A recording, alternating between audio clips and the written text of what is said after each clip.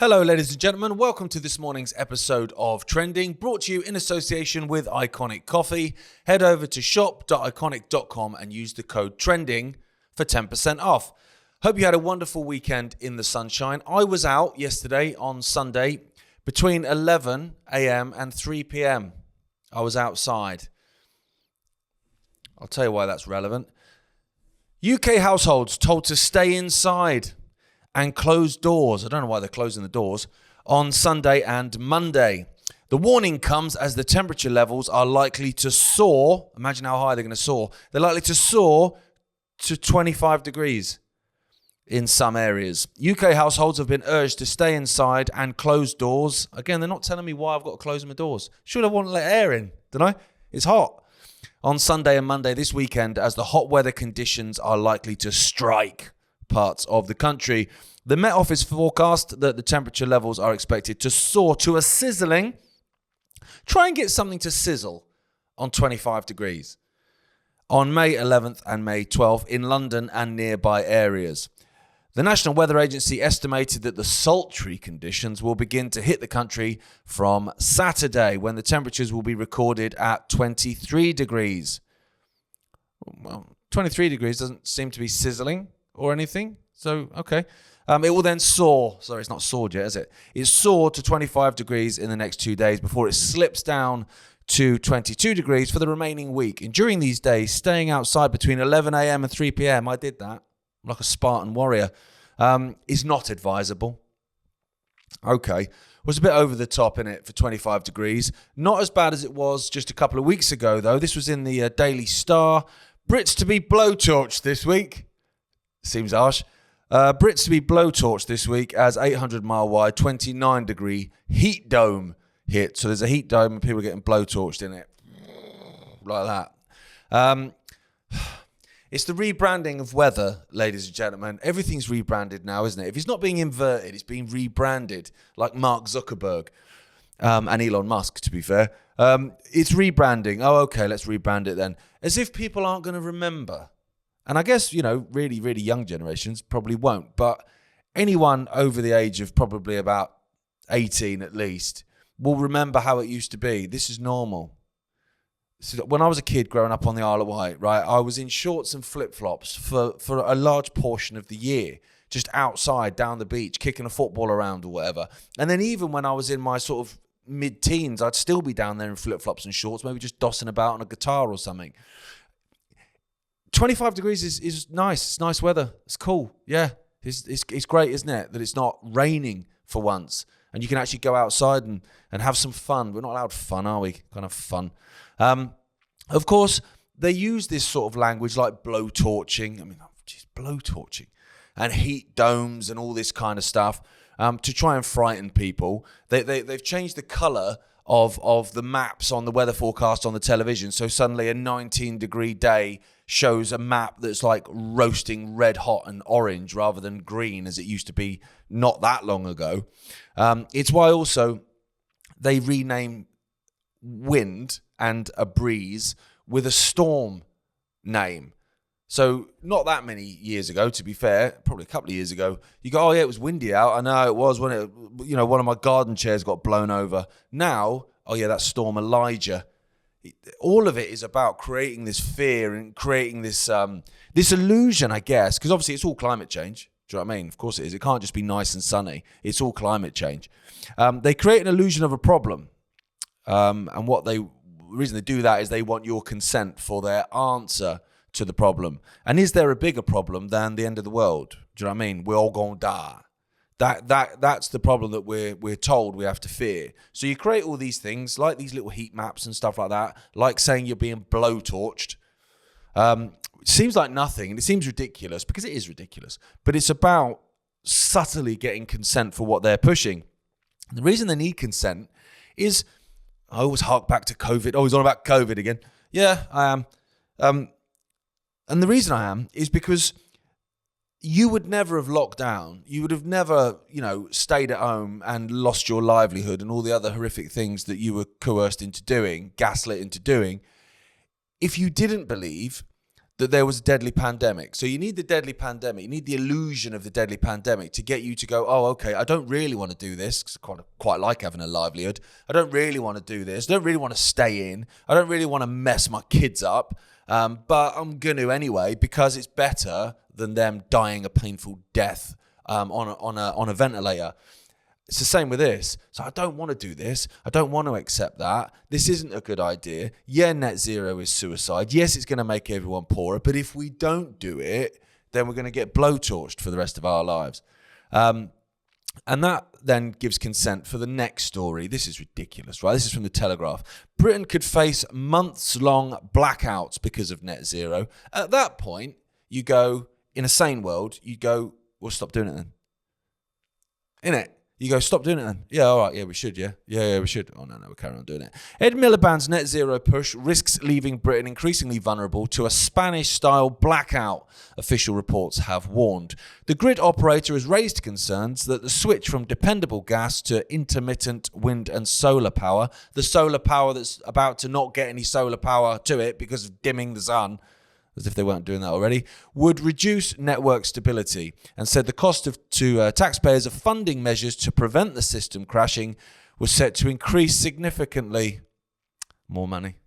There you go. Sorry, I think might have 50p left in my pocket. You can have that. To £1 billion a year. Meanwhile, the global energy watchdog has sounded the alarm over the premature retirement of gas power plants without adequate replacements. So exactly what they did then with the coal-powered ones, where, I think there's one or two left that they haven't blown up yet, although they are in the process of blowing them up. Because then, of course, you can't bring them back. You can't recommission them to stop energy blackouts, which is what they were doing in Radcliffe-on-Soar, which is just down the road from here, as recently as December 2023. That's being demolished now. So suddenly that fallback isn't there. And now they're going to do the same, obviously, with gas. It's also been revealed that the government officials have admitted it would take Britain several months to fully recover from a nationwide electricity outage. Now, there's also another story today saying that all new homes need to be built with the capacity basically to deal with energy blackouts. I'm assuming so. It's something to do with the circuitry within the house, so it doesn't blow stuff up if it shorts. That's a guess, but I'm assuming what it is. It was behind a paywall, but that was the headline. So obviously it's something they're expecting then. Otherwise they wouldn't be saying that new houses need to be built with that. Previously, I'm showing my age, if you had a power outage, you just dealt with it. Your mum and dad had candles generally under the sink or whatever. You whack a few candles out, stick them out, light them up. That's fine. Don't worry about it. And if it lasted a little bit longer, I've been up in Scotland, up on the islands when I used to be a musician, up in Jura and Islay and places like that. And I've been playing a gig when there's been a blackout. And it's kind of quite fun, to be fair, in a way, because the staff would come out with those. I don't know if you ever nicked these as a kid. Most people did. The orange lights that you find, at roadworks. They're probably LED things now, but in those days, you used to turn them and it would come on. It would be an orange light. They brought them out from behind the bar and they'd stick one on each table, and you'd go from table to table playing guitar, and it worked. Couldn't use the draft beers and stuff like that, but everyone was drinking whiskey anyway, and it was fine. And you could pay with cash, so it wasn't a problem. I remember that as a kid, having energy blackouts every now and then. The lights would go out, not that often, but it would happen. It was in the 1980s, and like I say, it was fine. Your mum and dad would come out with some candles, and you'd all read books and whatever, and just sort of make a bit of a thing of it. And if it lasted for a period of time, you could pay cash. You could pay cash in the bank. You could go in, you'd fill in a slip, and you'd pay it over. You could take cash out from the bank by filling in a slip and taking it out. Can't do any of this stuff anymore. Everything's online.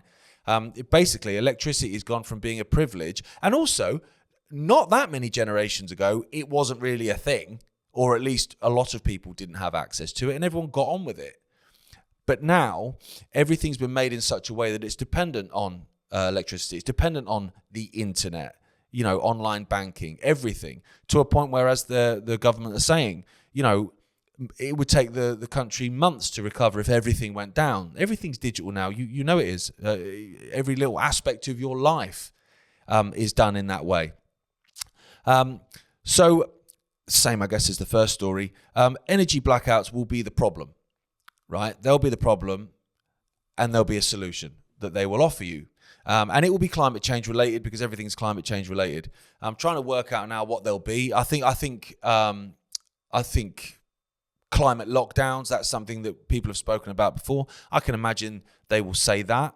At the end of the day, we're going to have to turn stuff off. People are going to have to stay in their homes. They're not going to be able to do X, Y, and Z while we get the grid back online or whatever. Or if we're using too much energy, then we go, okay, well, we're not creating enough energy then. So what we'll do, we're going to have to take some more of your land, I'm afraid, for more solar. It's not going to work because we're dimming the sun, and more wind farms. So, we'll do that, and then we'll do the rest for rewilding because climate change. And so you're going to have to go off into your 15-minute city and shut your mouth. And actually, if you think 15-minute cities seem restrictive, as of course they do, they're building a 5-minute one in Slovakia at the moment. I saw an article on that yesterday where they're actually, selling it as a good thing, obviously, and selling, I think investment opportunities and stuff into this 5-minute city where everything is basically on top of each other. Sounds absolutely ridiculous. But this is the thing, again, and I keep saying this all the time. What they're doing by having people like Ed Miliband, David Lammy, Keir Starmer, Rachel Reeves, all these people with the Labour Party, because they are all idiots, and they all speak like idiots, and they look like idiots, and they act like idiots, you think that the country's being run by idiots, but it's not being run by idiots. It is in terms of whose name it is on the tin and whose mug it is, do you know what I mean, on the door, but it's not them running the show. And it's certainly not being done by accident. None of this is being done by incompetence at all, because there's enough advisors around these people that are the permanent government, by the way. They don't get elected in and out. They're there all the time, all these civil servants. These people are around them. If it wasn't being done intentionally, someone would be saying, this is ridiculous. You do realise that we're going to face energy blackouts, so we're not going to be able to do X, Y, and Z. All right, okay, yeah, we'll stop doing that then. But they're not, because it's the goal.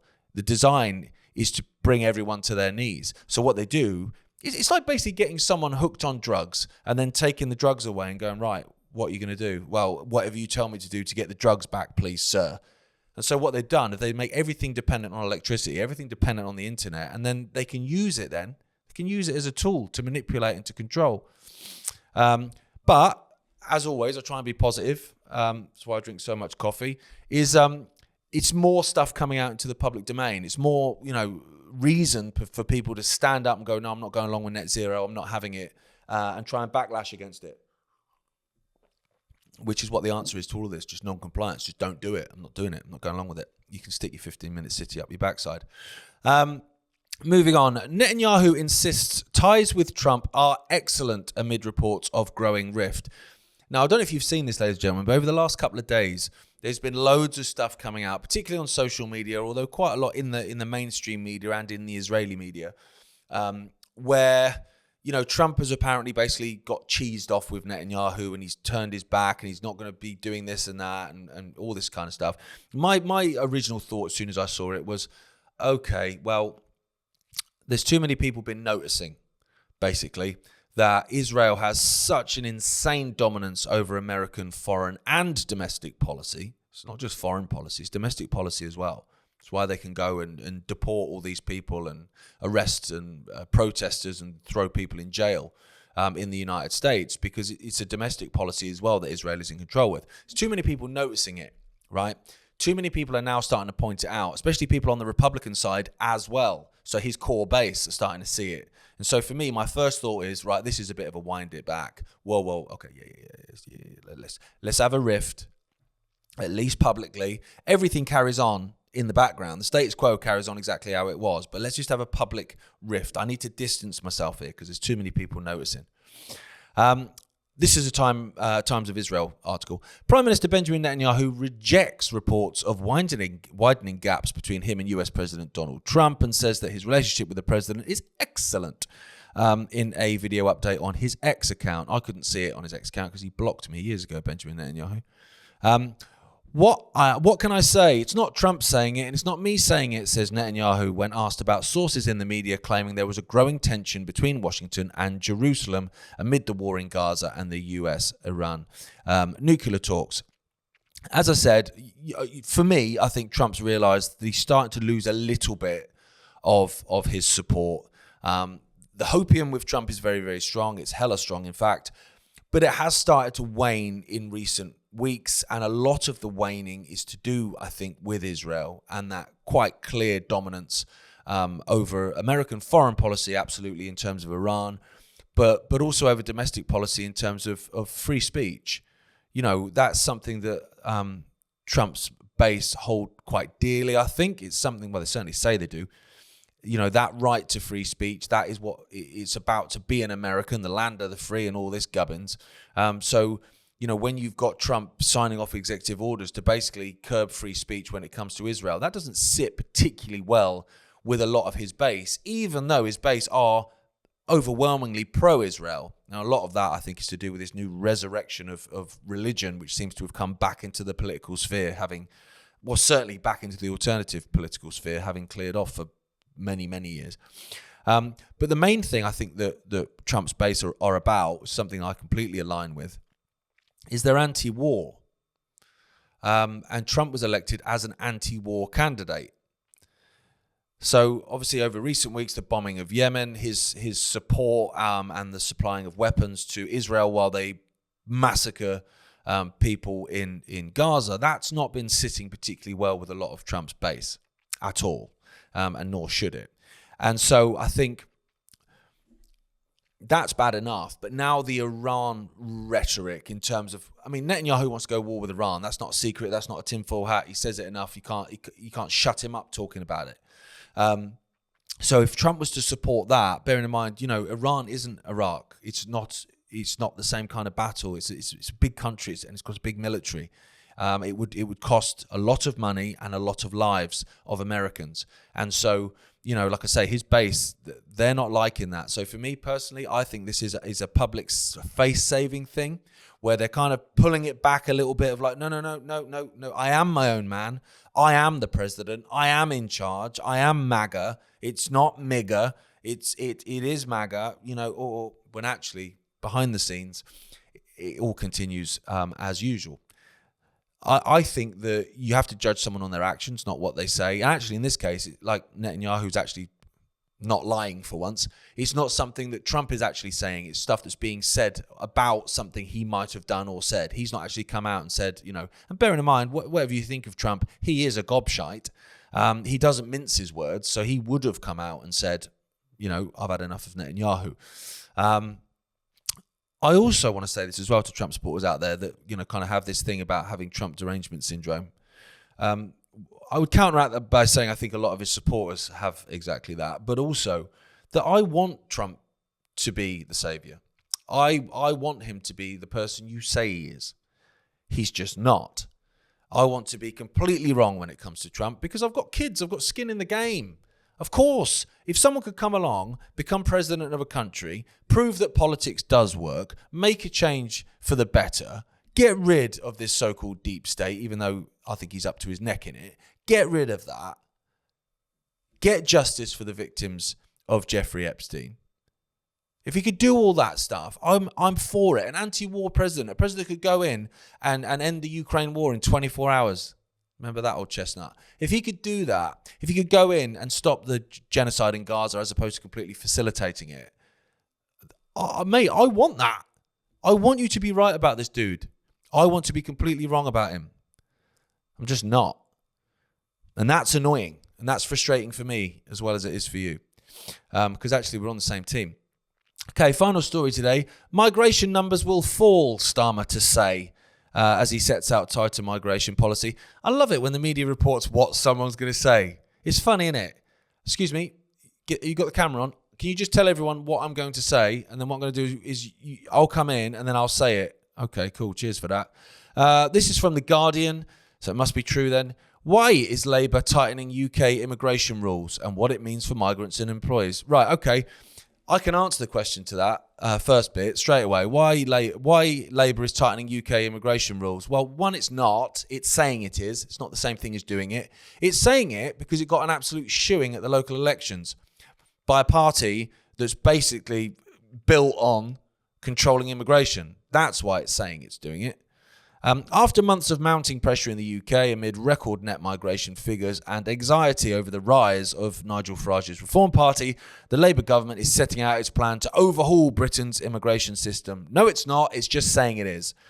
The long-anticipated draft policy packages lay the groundwork for significant shift, not only in curbing irregular migration, I'm assuming irregular migration is dinghies and stuff, but tightening legal routes into the UK too. Framed as a clean break from a system seen as over-reliant on low-paid overseas labour, the plan includes longer settlement timelines, higher English language thresholds, and a direct challenge to employers who depend on migration to fill lower-paid jobs. I think Zippy Starmer could do with higher English language threshold, to be honest, himself. Hardly understand a word he says, but then I doubt he does either. There are no high-drama stunts like the previous Conservative government's Rwanda scheme, but proposals mark a departure from the more open migration model that some Labour MPs still defend as fair and economically necessary. Of course they do. Just come on in. Come on in, lads. Keep coming in, lads. The women and children must be at home, but I'm sure they'll be over in a bit. It's window dressing. Of course it is. And do you know why I know that? Because it's the Labour Party and they're politicians and they're led by Zippy Starmer. And the most important thing you need to remember with Zippy Starmer is he's a liar. It's literally all he does is lie. So when he comes out and says, we're going to do this, he's not then. End of story. Right, full stop. There we go. Right, let's all go to the pub. Labour, of course, has got no intention of bringing down migration the same way the Tories didn't. This isn't just a Labour bashing. They're all cheeks of the same arse. They have their little taglines, going to smash the gangs. Yeah, we're going to smash the gangs. You can do anything of the sort. The Tories was stop the boats. I mean, it's simple. I'll give them that. Simple. It's catchy. Never did it. Never had any intention of doing it. Because the reason they say these things is because they want to try and placate the public, right? Because the public can see what this mass immigration has done to the country. Among other things, the country's on its backside as a result of various things, of course, but mass immigration is one of them. It's created this massive cost to the taxpayer, of course, in terms of the hotels and all that sort of nonsense, but also a massive pressure on public services, which are already on their backside. If you go to any A&E or any waiting room, clinic waiting room around the country, any GP surgery, if you can even get in one, and they'll see you where they don't talk to you over Zoom or some nonsense, as if you can diagnose someone over Zoom. You will see that there are so many people, particularly in the cities, there's so many people in there that aren't capable of speaking English. They've got a translator have to come out and help them out, all paid for by the taxpayer. The whole thing isn't sustainable, and it's not meant to be sustainable. It's supposed to bring the country to its knees, same as the whole net zero stuff. That's the point of it. But people are starting to realise this, and people have got the ump, which is why Labour has taken a shoe-in at the local elections, and will absolutely, if it's not completely manipulated election, will give Labour an absolute battering at the next general election. And they know that.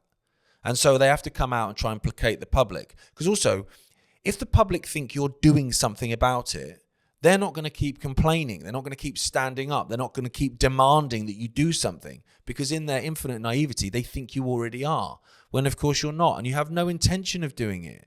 Because the whole point, and it's not just the UK, although the UK is more suicidal than most nations on this planet, apart from maybe Germany, historically, because, geez, did they commit suicide in terms of their culture. It's about destroying the culture of the West. It's about destroying community cohesion. You only need to go into any city. I mean, I'm sat in Derby at the minute in the Midlands. It's not a big city at all. In fact, it's just probably quite a big town, really. And there's areas of this city that everyone just sticks to themselves. No one coexists. Not really. I know people that have worked in schools and continue to work in schools in this city where they have staggered drop-offs because they can't have different parents from different countries dropping off at the same time. So you might have two countries that are maybe in a conflict or they don't get on.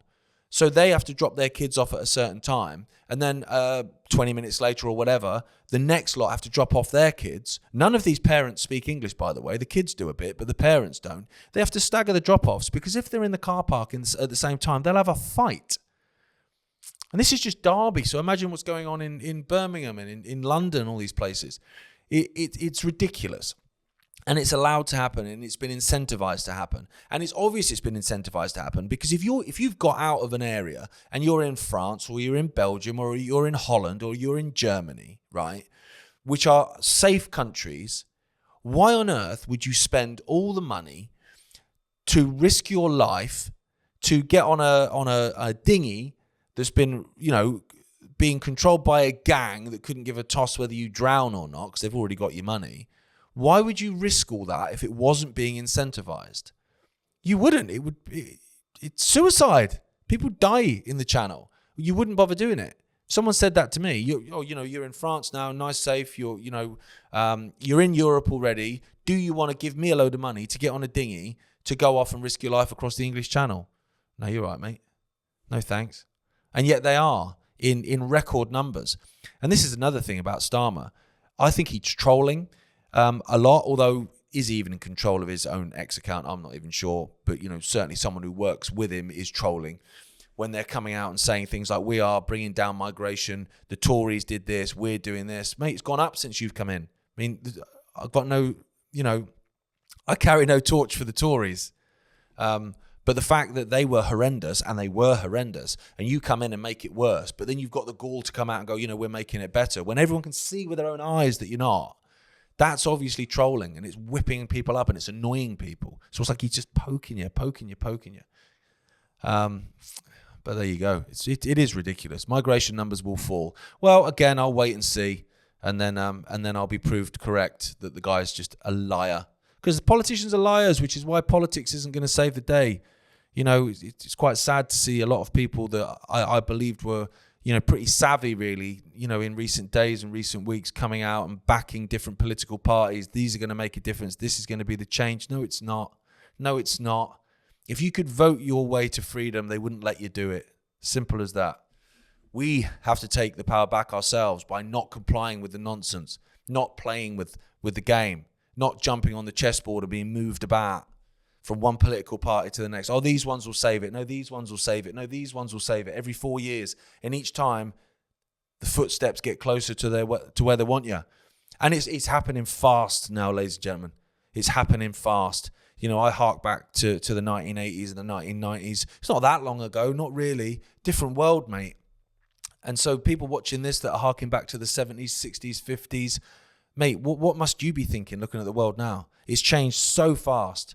We are literally, we're at a point now where we need to stand up, and waiting for another 4 years so we can vote in another party, another cheek of the same backside to do the same thing, ain't going to cut it. It's really not. But thank you for tuning in. Sorry if I went a bit neg-nelly today. I don't mean to. I am actually optimistic. Like, genuinely, I am. I think we're going to win this. I believe that. I've always believed it. I didn't think for 1 minute we wouldn't.